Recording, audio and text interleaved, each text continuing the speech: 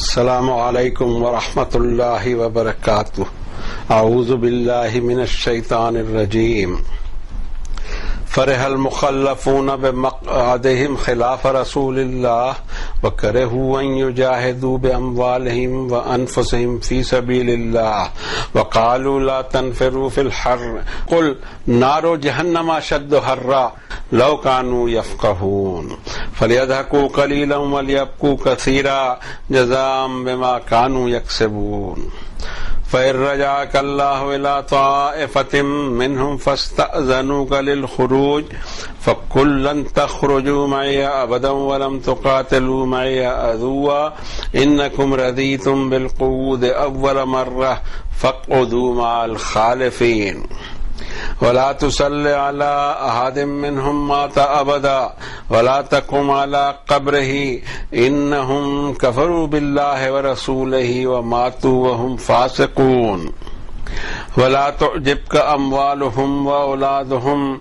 إنما يريد الله أن يعذبهم بها في الدنيا وتزهق أنفسهم وهم كافرون وإذا أنزلت سورة أن آمنوا بالله وجاهدوا مع رسوله استأذنك أولو الطول منهم وقالوا ذرنا نكن مع القاعدين رضوا بأن يكونوا مع الخوالف وطبع على قلوبهم فهم لا يفقهون لكن الرسول والذين آمنوا معه جاهدوا بأموالهم وأنفسهم وأولئك لهم الخيرات وأولئك هم المفلحون أعد الله لهم جنات تجري من تحتها الأنهار خالدين فيها ذلك الفوز العظيم صدق الله العظيم وصدق رسوله النبي الكريم نحن على ذلك لمن الشاهدين والشاكرين والحمد لله رب العالمين۔ کتاب ہدایت جس میں ہر طرح کے احکامات قیامت تک آنے والے انسانوں کے لیے دے دیے گئے ہیں، اس میں یہ سورہ توبہ ہم دیکھتے ہیں۔ سورہ التوبہ میں وار ٹائم کے اصول اور قوانین بتائے گئے ہیں۔ ایک تو ہمیں وہیں آیت میں رہنا ہوگا، بیک گراؤنڈ ہسٹری اس کے ساتھ، ہر آیت کے ساتھ بیک گراؤنڈ ہسٹری ہے، لیکن اگر دیکھا جائے تو بیک گراؤنڈ ہسٹری سے اللہ تعالیٰ نے کتاب اللہ کے آیتوں کو الگ کر کے اس کو ری ارینج کیا ہے، کمپائلیشن اس کا الگ طرح سے ہوا ہے۔ ہم دیکھتے ہیں کہ ہر موقع پر جس چیز کی ضرورت تھی اللہ تعالیٰ آیت نازل کرتے رہے۔ اب اس میں پھر بعد میں جیسے کہ سورۃ العلق کی ابتدائی آیتیں اتری تھیں، اعوذ باللہ من الشیطان الرجیم بسم اللہ الرحمن الرحیم اقرأ بسم ربک الذی خلق خلق الانسان من علق اقرأ وربک الاکرم۔ یہ سب سے پہلی آیتیں تھی جو نازل ہوئیں، لیکن اس کو اللہ تعالیٰ نے ری ارینج کرنے کے بعد آخری میں رکھا ہوا ہے، اور سورۃ الفاتحہ سے اس کتاب کی شروعات ہوتی ہے، ساتھ ہی ساتھ سورۃ البقرہ کی آیتیں آتی رہتی ہیں، اور ایک طویل سورت ہے وہ۔ اب یہ ہوتا ہے کہ اگر ہسٹری سے ہی اٹیچ اس کو رکھا جاتا تو بہت لمیٹڈ سینس میں ہو جاتا کہ اس زمانے میں یہ پیش آیا اس لیے یہ کرنا ہے، لیکن اب یہ ری ارینجمنٹ کے بعد میں اب یہ ہو گیا کہ جب جیسے جیسے حالات آئے کسی بھی قوم پر یا کسی سوسائٹی پر یا کسی اسٹیٹ پر، تو اس کو چاہیے کہ جو گائیڈنس یہاں موجود ہے اور جو ڈائریکٹیوز یہاں موجود ہے اس کے مطابق وہ فیصلے کرے، وہ اپنی پلاننگ کرے، کیونکہ آرڈرز آئے ہوئے ہیں۔ ان ساری پلاننگز میں سب سے اہم پلاننگ یہ ہوگی جو ہمیشہ رہے گی ہر فیصلے کے ساتھ، ہر عمل کے ساتھ میں، ہر ایکشن کے ساتھ میں، اور وہ ہوگی آخرت کا نقصان نہیں چاہیے۔ دنیا فتح ہو یا نہ ہو اس سے فرق نہیں پڑے گا، اصل فرق پڑتا ہے کہ ہماری آخرت کا لاس نہ ہو۔ اور اس لیے ہم کو یہ ہدایتیں دی گئی کہ جن حالات میں چیز پیش آ رہی ہے ان حالات میں اگر ہم پر آتی ہے تو ضرور بے ضرور ہم کو یہی عمل کرنا ہے۔ اب آتے ہیں ہم ان آیتوں کی طرف۔ 9 نمبر کی سورت شریفہ میں آیتیں تھیں، اس کی تلاوت کی توفیق اللہ نے اپنے اس بندے کو عنایت فرمائی۔ آیت نمبر 81 سے 89 تک یہ آیتیں ہیں۔ اب ہم اس کے معنی اور مفہوم سے اور اس کے اندر موجود ڈائریکٹیو سے قریب ہونے کی کوشش کرتے ہیں. خوش ہو رہے ہیں پیچھے رہنے والے اپنے بیٹھے رہنے سے رسول اللہ صلی اللہ علیہ وسلم کے پیچھے، اور انہوں نے ناپسند کیا کہ وہ اسٹرگل کریں اپنے مال اور اپنی جانوں کے ساتھ اللہ کی راہ میں. اور یہ بھی انہوں نے سوچا اور کہا کہ نہ نکلا جائے گرمی کے موسم میں. آپ ان سے کہیں کہ جہنم کی آگ زیادہ گرم ہے. کاش کہ یہ لوگ بات کی گہرائی کو سمجھتے. سو اب ہنس سکتے ہیں وہ تھوڑا، لیکن بہت کچھ رونا پڑے گا، اور یہ سزا ہوگی ان کی صرف اس وجہ سے کہ انہوں نے یہ حرکتیں کی تھی. پھر اگر اللہ تعالیٰ آپ کو واپس لے جائیں اس گروپ کی طرف اور وہ یہ اجازت مانگے کہ آپ کے ساتھ وہ چلیں گے، آپ ان سے کہہ دیجئے کہ تم کو نہیں چلنا ہے میرے ساتھ کبھی بھی، اور نہیں تم کو جنگ میں حصہ لینا ہے میرے ساتھ دشمنوں کے مقابلے میں. بے شک تم راضی رہے بیٹھنے سے پہلی بار، سو تم بیٹھے رہو پیچھے رہ جانے والوں کے ساتھ. اور نہ آپ نے نماز جنازہ ادا کرنا ان میں سے کسی ایک کی کبھی بھی جب مرے، اور نہ آپ کھڑے ہوں ان کی قبر پر. بے شک نافرمانیاں کی انہوں نے اللہ کی اور اس کے رسول کی، اور انہیں موت اس حالت میں آئی کہ وہ بدعہد اور فاسق ہی رہے. سنا تعجب میں ڈالے، سنا اٹریکٹ کرے آپ کو ان کے مال اور ان کا مین پاور. دراصل اللہ چاہتا ہے کہ اس طرح سے ان چیزوں کے ذریعے ان کو دنیا میں سزا دے اور ان کی جان ایسی حالت میں نکلے کہ وہ اللہ کے انکاری ثابت ہوں. اور جب آپ پر کوئی صورت نازل کی جاتی ہے کہ ایمان لاؤ اللہ پر اور اسٹرگل کرو اس کے رسول کے ساتھ، اجازت مانگنے چلے آتے ہیں صاحب حیثیت لوگ ان میں سے، اور کہتے ہیں کہ اجازت دیں ہمیں پیچھے رہ جانے والوں کے ساتھ. یہ راضی ہیں کہ وہ پیچھے رہ جانے والوں کے ساتھ رہیں، اور مہر لگا دی گئی ان کے دلوں پر، بات کی گہرائی کو نہیں سمجھ رہے ہیں. لیکن رسول صلی اللہ علیہ وسلم اور ان کے ایمان والے ساتھی اسٹرگل کرتے رہتے ہیں اپنے مال اور اپنی جانوں کے ذریعے، اور یہی لوگ ہیں جن کے لیے بہترین اور اچھے انجام ہوں گے، اور یہی وہ لوگ ہیں جو فلاح پائیں گے. تیار کر رکھا ہے اللہ نے ان کے لیے ایسی جنتیں جس میں نعمتیں نہروں کی طرح ہمیشہ اویلیبل اور بہتی ہیں، ہمیشہ رہیں گے اس میں، اور یہ زبردست کامیابی ہے. اللہ کے احسان ہے کہ ہم نے کوشش کی اس سے قریب ہونے کی اور اس کی ترجمانی کی. اب اس میں جو احکامات ہمارے لیے آئے ہیں اس میں دیکھ لینا چاہیے کہ ایک سوسائٹی میں کئی قسم کے لوگ ضرور ہوتے ہیں، لیکن جب سوسائٹی پر مصیبت آتی ہے اور اس وقت وہ لوگ جن کے دلوں میں نفاق ہو، جو ہپوکریٹ ہوں، جو ڈبل اسٹینڈرڈ والے ہوں، وہ کبھی رسک نہیں اٹھاتے اپنے جان اور مال کے لیے. اب اس صورت میں کیا کارروائی کی جانی چاہیے اور کیا ہونا چاہیے، اس کے تعلق سے جو ذکر آ رہا ہے اس میں مین چیز یہ ہے کہ گہری سوچ اور گہری سمجھ والا انسان کبھی اپنی آخرت کو خطرے میں نہ ڈالے. دنیا نہیں جانی ہے، دنیا سے جانا ہی جانا ہے. دنیا کی ہر نعمت اور ہر سامان یہیں رہ جانا ہے، ہم چلے جانے والے ہیں. جب ہمارا یہاں ایک چھوٹا سا اسٹے ہے تو ہم جہاں زیادہ اسٹے ہے اس کو داؤ پہ نہیں لگا سکتے، اور اگر یہ ہم کرتے ہیں تو اس کا مطلب یہ کہ ہم گھاٹے کا سودا کر رہے ہیں. اب ان حالات میں ہمیں یہ بھی یاد رکھنا ہے کہ رسول کریم صلی اللہ علیہ وسلم جب ہجرت کر کے مدینہ طیبہ گئے تو پھر حالات چینج ہوتے رہے اور سخت حالات بھی آئے، اور ان سختیوں کے بعد جو ان سختیوں میں اس امتحان میں پورا اترا اس نے یہ بھی دیکھا کہ حالات اب بدلے ہیں، اور اللہ تعالیٰ نے خوف کی جگہ امن کر دیا ہے. اور فرماتے ہیں اللہ تعالیٰ کہ اذا جاء نصر اللہ والفتح ورأيت الناس يدخلون في دين الله افواجا فسبح بحمد ربك واستغفره انه كان توابا. جب آپ دیکھیں کہ اللہ تعالیٰ کی نصرت اور فتح آ گئی اور لوگ اللہ کے دین میں فوج در فوج داخل ہو رہے ہیں تو کیا کریں؟ جشن منائیں، کوئی یادگاری جلسے کرتے رہیں؟ نو، یہ طریقہ ہی نہیں ہے. یہ طریقہ ان لوگوں کا نہیں ہو سکتا جن کو انجام کی فکر ہے، کہ آگے کیا حالات پیش آنے والے ہیں. آگے اصل حالات یہ ہیں کہ اس زندگی سے ہم کو دوسری زندگی میں داخل ہونا ہے جو ہمیشہ ہمیش کی ہے، اور ہمارا دھیان اس طرف ہو کہ یہ فتح یا نقصان دونوں چیزیں ہو سکتی ہیں. لیکن یہ سب دنیا کی اونچ نیچ ہے. اس کا یہ مطلب نہیں ہے کہ ہم اس کے جشن مناتے بیٹھیں اور حالات کا رونا بھی روتے بیٹھیں. دونوں چیزیں خراب ہیں.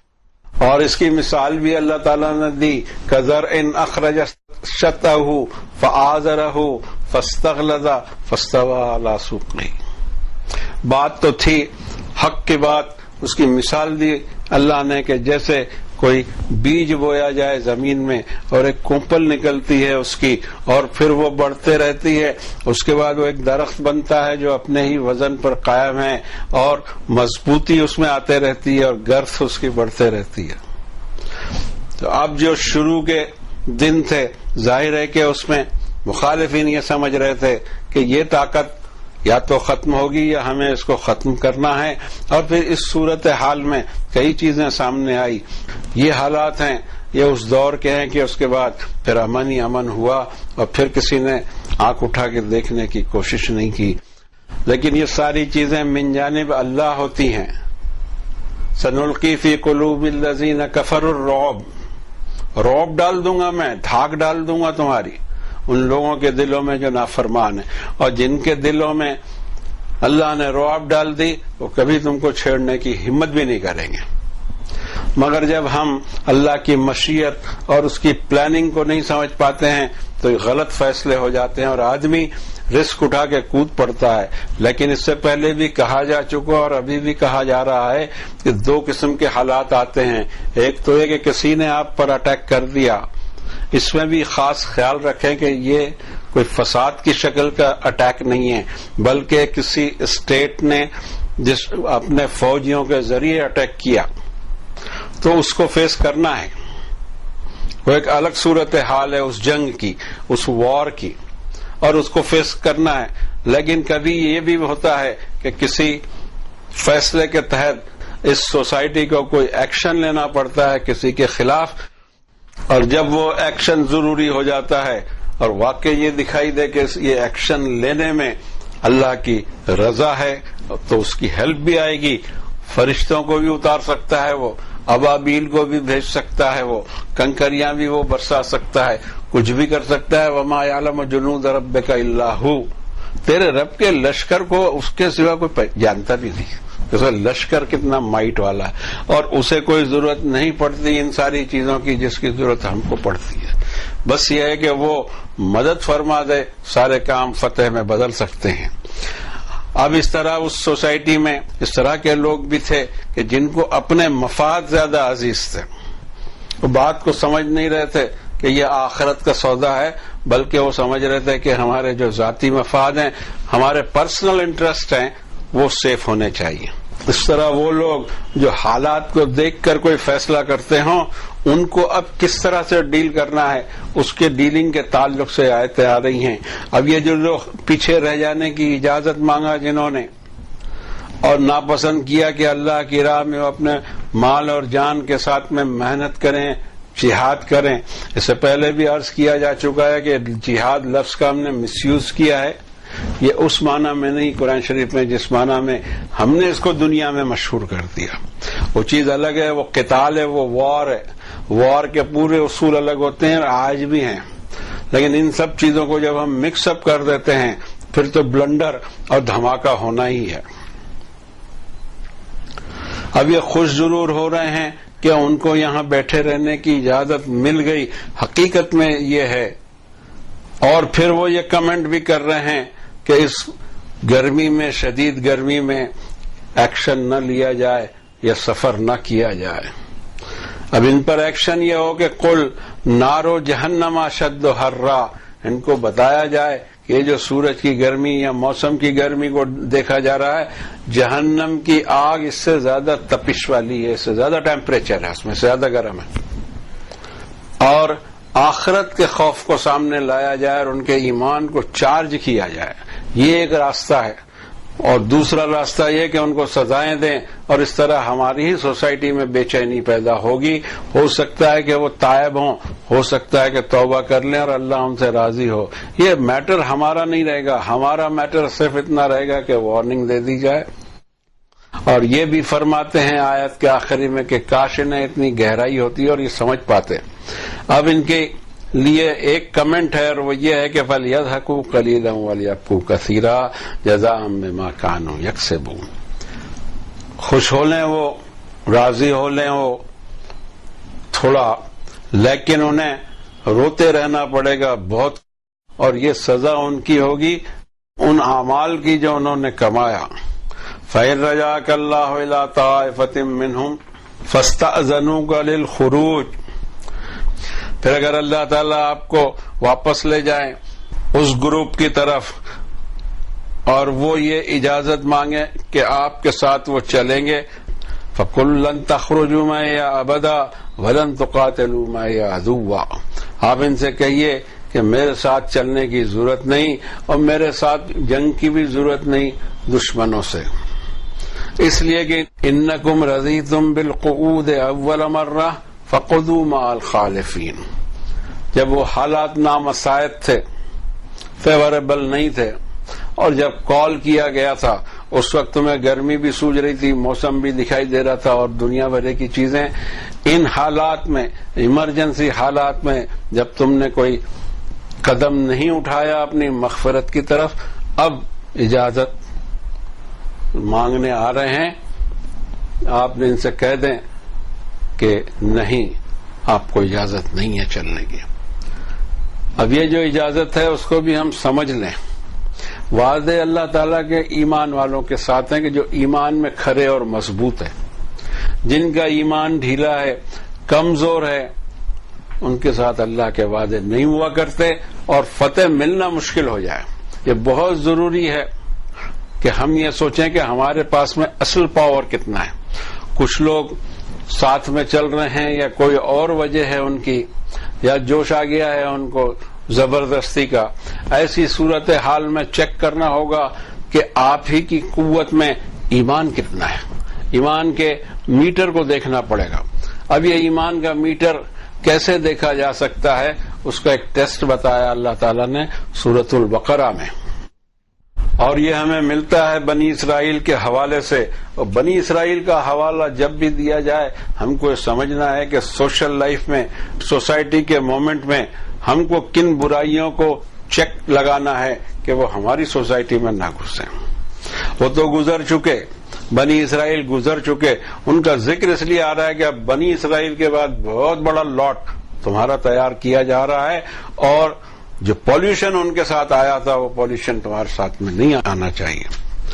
اب اس کا ذکر آتا ہے طالوت اور جالوت کے واقعات میں. ہم اس وقت لے بھی چکے ہیں اس کی تفصیل. اس وقت صرف اشارہ دیتے ہیں کہ لوگوں کو جوش چڑھ گیا کہ جہاد کیا جائے اللہ کی راہ میں. اس زمانے میں جو نبی تھے انہوں نے ایک ٹیسٹ لیا کہ یہ جو نہر بہ رہی ہے جس کو ہم کو کراس کرنا ہے، اس کے پانی کو کوئی چلو بھر کے پی لے تو ٹھیک ہے، سیر ہو کے نہ پیے، پتہ تو لگے کہ پانی پہ صبر ہوتا ہے کہ نہیں. اور ہوا یہ کہ پانی پر بھی صبر بڑی تعداد میں لوگوں کے نہیں ہوا، اور آخر میں بچے تھوڑے سے لوگ. اب انہوں نے سوچا، ان کو تو کہہ دیا گیا کہ آپ کی ضرورت ہے نہیں، کیونکہ آپ کی پالیسی کی وجہ سے ہی ہم پھنس گئے ان حالات میں. اب تو سامنے آ گئے، سامنے دشمن کا لشکر بھی ہے. اس صورتحال میں آپ اگر یہاں رہتے ہیں ہمارے ساتھ، آپ نہیں لڑ سکیں گے. اس میں جان دینے والے چاہیے جنہوں نے اللہ سے سودا کر لیا اپنے جان اور مال کا، اور جب یہ پیمنٹ کرنے کا وقت آئے اس وقت وہ پیمنٹ نہ کرے، اس سے اللہ کے کوئی وعدے نہیں ہوتے. اب جب وہ رہ گئے تو وہ اتنے قلیل تعداد میں تھے جس کا ذکر اللہ تعالیٰ فرماتے ہیں کہ کم من فئۃ قلیلۃ غلبت فئۃ کثیرۃ باذن اللہ واللہ مع الصابرین. اور پھر دعا کرتے ہیں ربنا افرغ علینا صبرا. یہ جوشیلے لوگوں نے لا کے یہاں پھنسا دیا، اور ان کے ساتھ میں آپ کے وعدے نہیں ہیں، ان کو لے کر نہیں جا سکتے، ہم نہیں ان کے ساتھ میں چل سکتے، اس لیے کہ خود ہماری ہی طاقت کمزور ہو جائے گی. ایمان نہیں ہے اس کو، ان کی تعداد سے فرق نہیں پڑے گا. اصل چیز ہے کہ وہ کیفیت ایمان کسی کی کتنی ہے، اس پر اللہ کی مدد اور نصرت آتی ہے. اصل میں سوسائٹی میں ایسے بھی لوگ ہوتے ہیں جو فینس سٹر ہوتے ہیں، کنارے پہ بیٹھے ہیں، حالات کا جائزہ لے رہے ہیں. ادھر اگر فیوریبل حالات ہیں تو ادھر، اور نہ ہو تو ادھر. دونوں ہی صورتیں، دونوں طرف وہ جا سکتے ہیں، اس لیے کہ بارڈر پر بیٹھے ہیں یہ.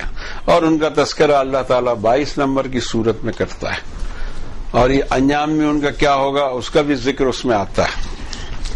22 نمبر کی صورت میں 11 نمبر کی آیت میں ذکر آیت آتا ہے، وَمِنَ النَّاسِ مَن يَعْبُدُ اللَّهَ عَلَى حَرْفٍ، اور انسانوں میں کوئی ایسا ہے کہ کنارے پر رہ کر اللہ کی عبادت کرتا ہے. فَإِنْ أَصَابَهُ خَيْرٌ اطْمَأَنَّ بِهِ، فائدہ ہو جائے تو پھر اطمینان آ جاتا ہے اس کو.